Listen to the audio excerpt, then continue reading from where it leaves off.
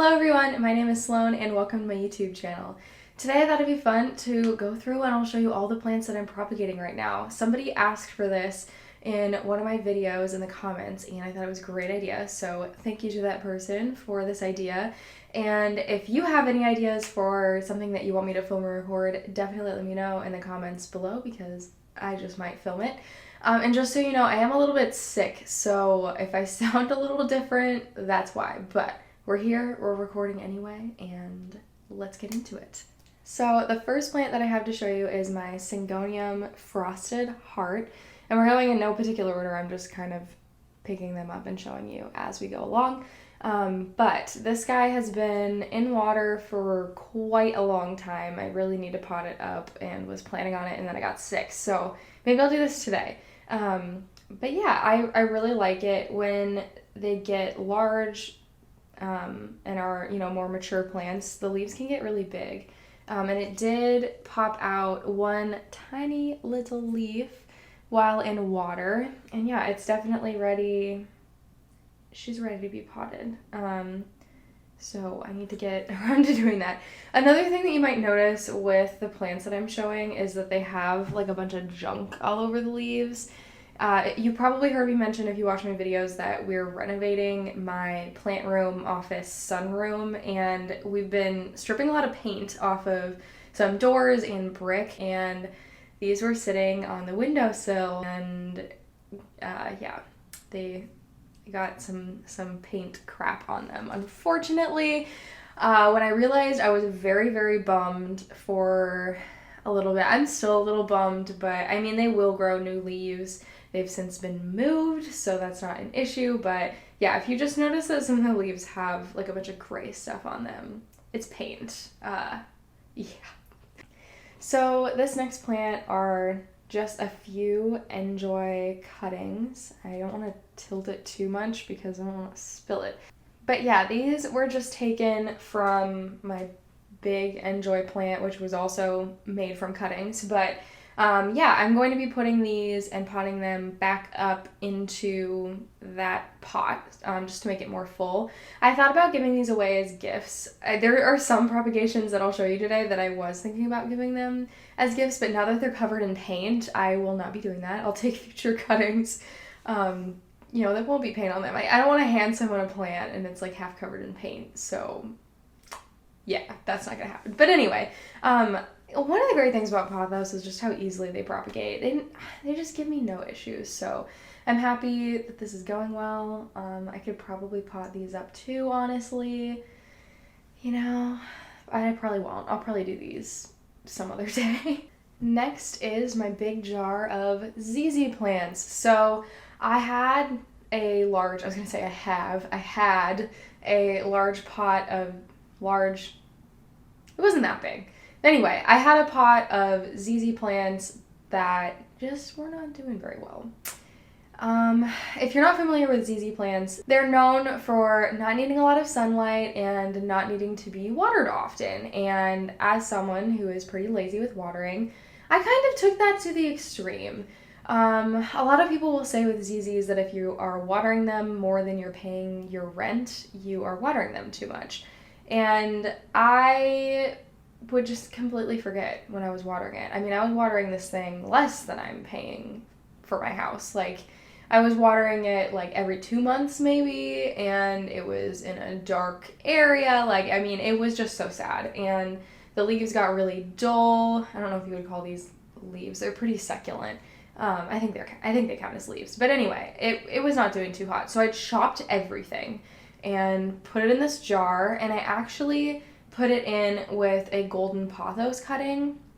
So, I mean, gosh, these have been in this jar for a very long time. But they rooted. There were signs of roots within a week with that golden pothos cutting also in the water. Apparently, golden pothos release some sort of rooting hormone that helps other plants root as well. I have no clue if that's actually true. I've just heard people say that, and so I tried it. And ZZ plants are known for taking a really long time to root. So the fact that I saw roots in a week, this is a very, very small sample size experiment, but it seemed like it worked. So I don't know. I'd probably do it again once my golden pothos is big enough to actually be able to take cuttings from it in the future. But I could pot up some of these. Some of them are fairly large and, you know, have a pretty good root system. Some of them don't. So I don't know. I'll get to it when I get to it. But yeah, I don't know. They're doing a lot better now. So once I take this upstairs, because that's where I was keeping it, was upstairs. Once I pot it up and put it up there, I am definitely going to keep up with watering it more. And honestly, I'll probably water it twice a month. I think that's probably a better amount. I feel like once a month just isn't enough, but maybe in the winter, once a month is good enough. But I don't know. I'm gonna keep on it a little bit more. At least check on it more. That's a good goal to have. I will check on it more. In this jar right here, I have two different plants. So I will start with the Syngonium. So this is a Syngonium angustatum, and I don't really have that much more to say about it, actually. That's a Syngonium angustatum. I don't know. It's a fun plant. It's working on a third leaf, but it's put out the smaller leaf, not the one that I'm holding, while it's been in water, and then it's working on another one. I could definitely pot this up soon. Probably will, honestly, very soon. So, yeah, that's about all I have to say. Syngonium angustatum. The other plant that I had in here is this Philodendron silver sword. It's very juvenile, but, you know, that once they get like really long leaves as they grow. And yeah, this is a classic example of, you know, the paint being all over it right now. But the sad story with this one is that I had it in a jar with like a smaller opening, and I pulled it out just to take a look at it, and this new growth point was going to be a new leaf, and it snapped as I was pulling it out. So I was pretty sad about that, but it still seems to be growing. It still seems to be happy, so, you know, I don't have too many complaints, and I'll probably pot it up soon. And this is going to be one that if you watch my making a moss pole video, I made 3 moss poles. I'm using 2 of them. This is the third one. So I've already got a pot for it. I've got the moss pole. I'm set. I just have to get the dirt out. And yeah, it's always like the steps before the thing that I don't like to do. So I don't want to get the dirt out. But then once the dirt out and everything's there, then it's fun. And I'm the same way with painting. I love painting. I hate all the prep before painting. Like, you know, like I don't want to clean the walls. I don't want to tape anything. I don't want to get the paint out. But like clean a room, get it all ready, hand me a paintbrush, I'm there. And I'm the same way. Yeah, I'm just like that with most things. It's all the prep that I don't like. Next, we have this little Philodendron Brandtianum in the cutest jar ever. I think this is an old perfume bottle. I'm not entirely sure. Came from my grandma. Thank you, Grandma. I recently bought a full pot of Philodendron Brandtianum, and unfortunately, a lot of the leaves have died. It was from a Lowe's, I think. Yeah, it was definitely a Lowe's. So, like, it was pretty soaking wet when I picked it up. The soil that it was in was not super great. It was very root bound. There's like a lot going on there. So I'm not particularly surprised that it hasn't been super happy with me. But I did take off, you know, like some of the stem was like just dying, rotting off. And so I grabbed this leaf, and it seems to be doing okay. It's not doing anything. There's no roots, but it doesn't look like it's dying. So yeah, we'll see. We'll see if it lives. If it doesn't, I still have a pretty full pot. So not the end of the world. But look at, it's like a perfect little heart. It's adorable. I love it in this jar. So unfortunately, I have kind of a similar story with my Philodendron Brasil, where a lot of the stems were just kind of like dying off. In this case, I think it was just that I was like not watering it. I'm better. I've been better about watering things over the last like month or so we're working on it. But I keep my Philodendron Brasil on the top of a bookshelf, and I don't know, I was just like, it doesn't need water that much, and I wasn't checking on it that much, and it got really sad, and a lot of the stems died off. And yeah, these are some of the leaves that I grabbed that seem to be okay from like some of the other stems that were not looking too good. So I'm going to pot this back up with the full plant. And philodendrons, like the heartleaf philodendrons like this one is, they're pretty good plants. Like, I think it'll come back and it'll be totally fine. So I'm not particularly worried but that is what happened. And you can see all of the paint on this big leaf. It looks like pests, but it's not. So yeah, but it's doing pretty well.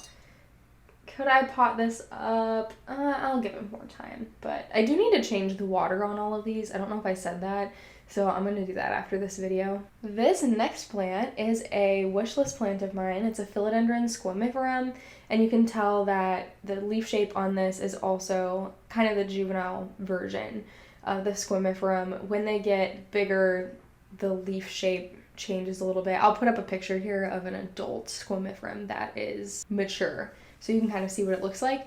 But the reason why I fell in love with the Squamiferum is its crazy stems. They're fuzzy. I don't know if this is actually focused, but you can at least get an idea. They're fuzzy. So I'm really excited about this one. I hope it does well. As you can see, this leaf is turning pretty yellow. It's not normally a, yellow variegated. It's supposed to be green. So this leaf is definitely dying. I've never had that happen with a propagation, without the propagation, like, I've had it happen, but there's always been multiple leaves. So I don't really know what's going to happen if this entire leaf dies before a new leaf gets put out. I'll just pot it up before then and hope for the best. But yeah, here's hoping it lives. If it doesn't, I'll probably buy like a more established Squamiferum plant, I think.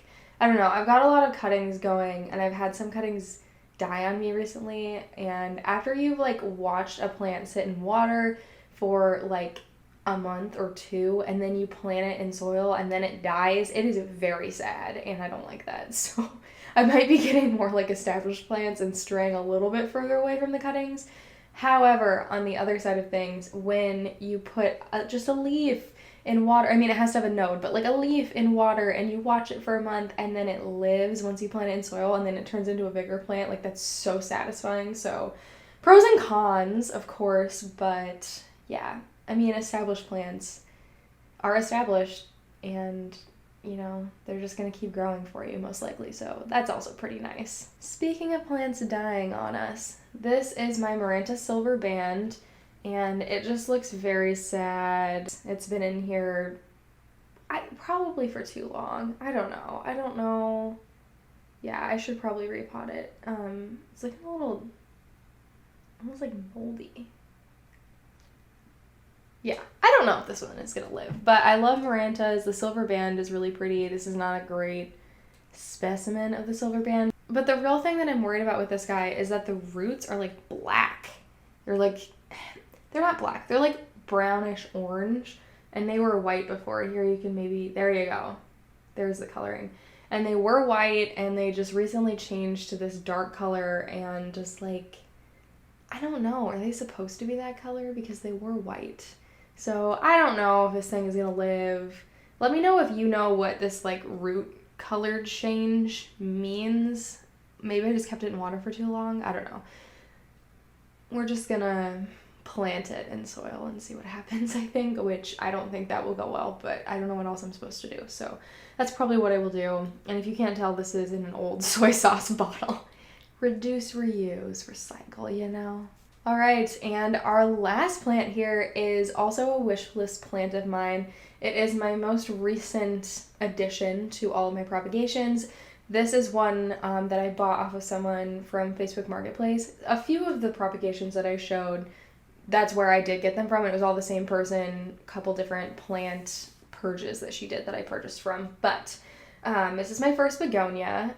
So if you have begonia tips, please let me know, because I actually don't know that much about begonia because I don't like most of them.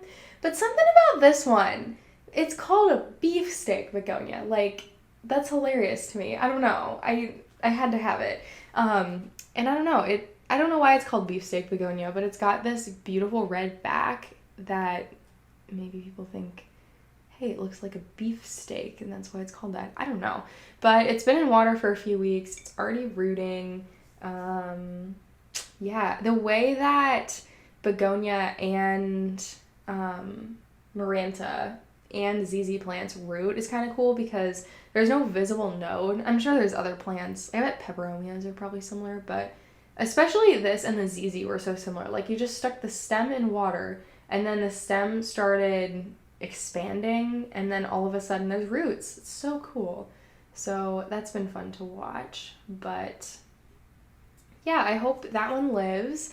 Definitely, I would say that if you're starting with a new genus of plants, it's probably best to not start with a propagation. It's probably best to, buy an established plant, learn how to take care of said established plant, and then take propagations, because it's definitely harder to keep propagations alive. But I didn't do that. It was my first begonia. It's a propagation, so I hope it lives. If it doesn't, then again, I'll just buy an established plant and it'll be fine. The nice thing about propagations is that they're not very expensive. That's honestly probably my favorite part about propagations. Maybe not my favorite. It's satisfying to watch them grow into real plants when they live, but it's a nice plus, is that they're not expensive if you purchase them. I think that's all that I have. These are all of my propagations. So again, thank you so much to the person who suggested that I make this video. It was pretty fun. Let me know if there's anything else that you'd like to see from me. And of course, if you like this video, please subscribe. Check out my Instagram. It's linked down below, as well as my TikTok, which is sometimes plant content, sometimes Animal Crossing content, sometimes whatever I feel like it. So do with that what you will. But yeah, thank you so much for watching, and I'll see you in the next one. Bye!